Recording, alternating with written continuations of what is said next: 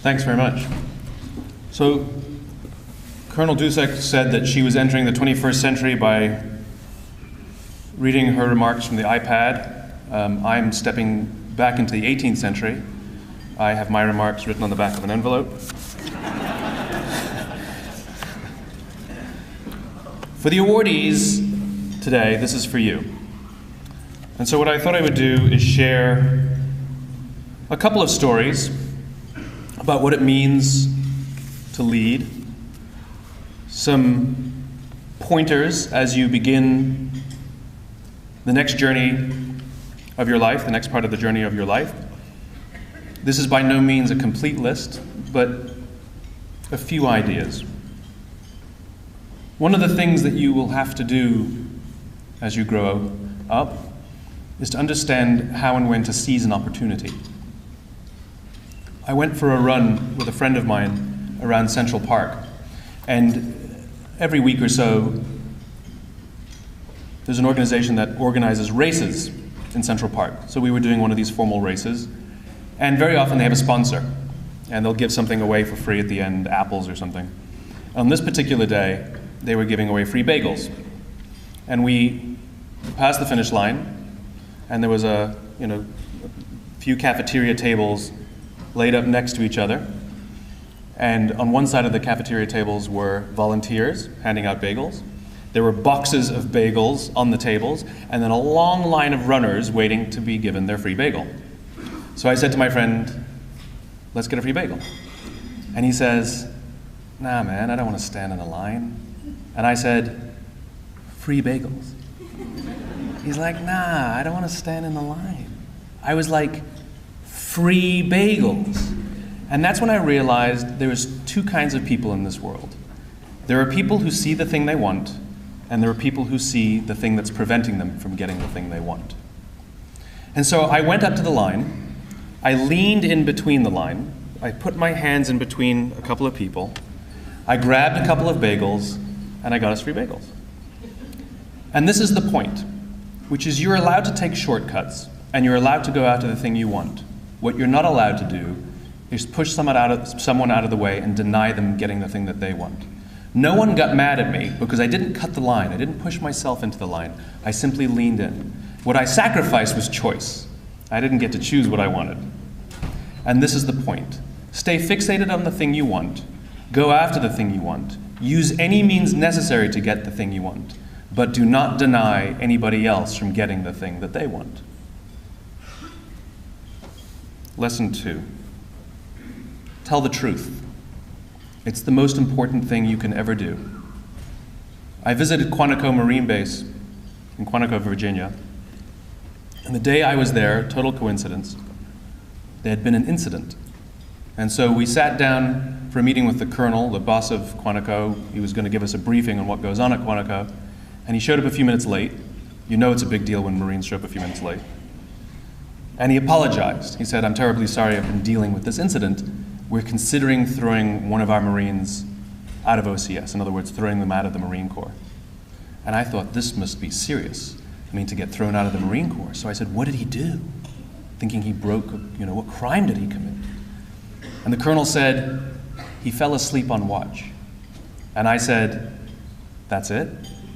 He fell asleep on watch in the woods of Virginia. And you're going to throw him out for that? You guys are tough. He says, no, you don't understand. When we asked him about it, he denied it. When we asked him about it again, he denied it again. And only when we gave him irrefutable proof did he say, quote, I want to take responsibility for my actions. The problem we have is you take responsibility for your actions at the time you perform your actions, not at the time you get caught. He said, we had another Marine that fell asleep. He admitted it. He got punished. We have no problem with him.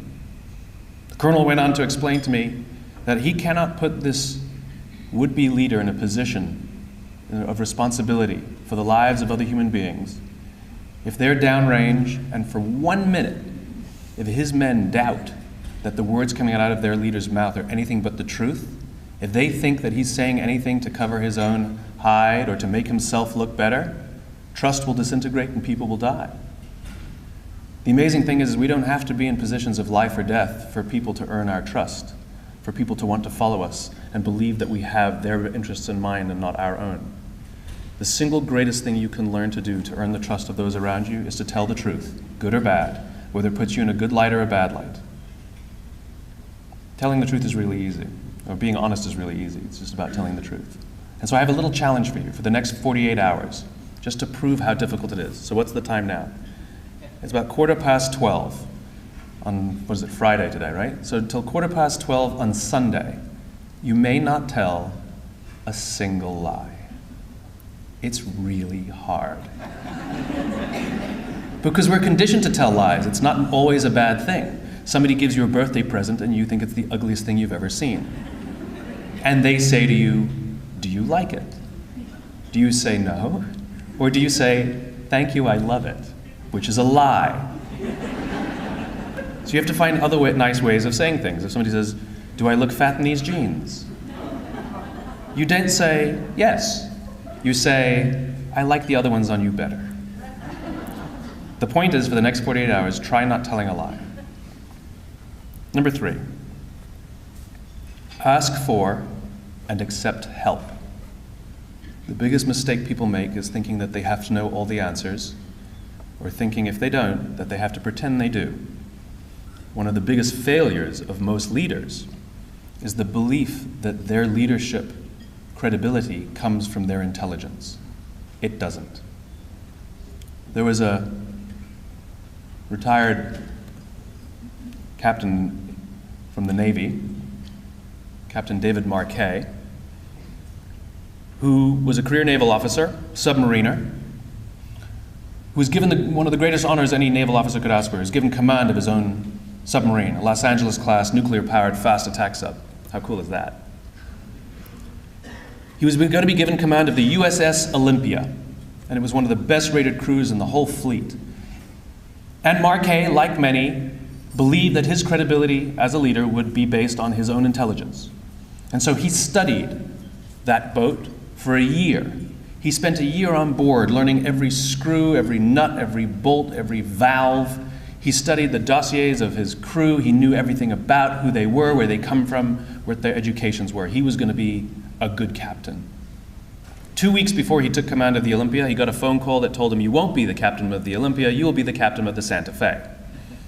And by the way, it's the worst rated crew in the entire United States submarine fleet. They ranked last or close to last in almost every readiness measurement the Navy had. Marquet didn't want to let anybody know that he was a little bit unfamiliar with this slightly newer ship, so he kept it to himself. And he's still an ambitious guy with a big ego, and he figured, if I give good orders, I'll have a good ship. And if I give great orders, I will have a great ship. And so on the first day, he started barking orders to set sail, and everything was going smoothly. Everybody was following orders. It was great. Second or third day out, submerged, they decided to run an exercise. They turned off the nuclear reactor manually and pretended they had a meltdown, and they ran on battery power. It's called EPM. And Marquet decided to make it a little harder to see how his crew would respond under pressure. So he gave a simple order, ahead 2/3, which means run the boat 2/3 its maximum speed. His number 2 in command, standing right next to him, who incidentally had more experience on the boat than anybody else, 2.5 years aboard the Santa Fe, repeated the command, ahead 2/3, and nothing happened. Marquet peers out from the side of his periscope, and he sees Seaman Jones, a couple stripes on his arm, just sitting there squirming in his seat. Marquet could see it. Marquet says, Seaman Jones, what's the problem? And Seaman Jones replies, sir, there is no 2/3 setting. Apparently on this slightly newer boat, there was just no 2/3 setting on the battery power. So he turns to his number 2, he said, did you know this? He said, mm-hmm. He said, then why did you give the order? He said, 'cause you told me to. And it's at that point Marquet realizes that he's aboard a ship that he doesn't understand, and he has a crew trained for compliance. It's not like he can just turn around and come back and change his crew out or get another boat. This is his crew. And so he was forced to re-understand what leadership means. Leadership is not the captain knowing all the answers. Leadership is trusting that his people knew more than he did. Because the person who did know was Seaman Jones with 2 stripes on his arm who knew exactly how the ship worked. The people at the top have all the authority, but the people at the bottom have all the information. The goal is not to push the information up. The goal is to push the authority down. Trust people that they know how to do their jobs, and when they offer you help, say yes. Admit you don't know things, because when you admit you don't know things, people will help. When you say you know everything, it's not that people don't want to help, they just don't think you need it. Ask for and accept help. Take the risk to trust people. That's the next lesson. Bob Chapman, who's a dear friend of mine, runs a large manufacturing company in St. Louis called Barry Waymiller. Historically, in factories in this country, we treat management differently than we treat the people who work on a factory floor. For example, if you work in management and you need supplies, you go to the supply cabinet, you open it up, you take out pens and papers or whatever you need. If you work on the factory floor, you ask permission to go to the supply cage that's kept under lock and key so that someone else can sign out stuff that you may need. If you work in management, if you're going to be home late from work, you pick up the phone, you call your kids, you tell them you're going to be home late. If you work on a factory floor, you ask permission to go to the payphone to call your kids to tell them you're going to be home late. And it creates this division. We think that because someone doesn't have a college education that they're untrustworthy. Nonsense. And so Bob took the risk of trust without any fanfare, without running any studies, without asking for anything in return.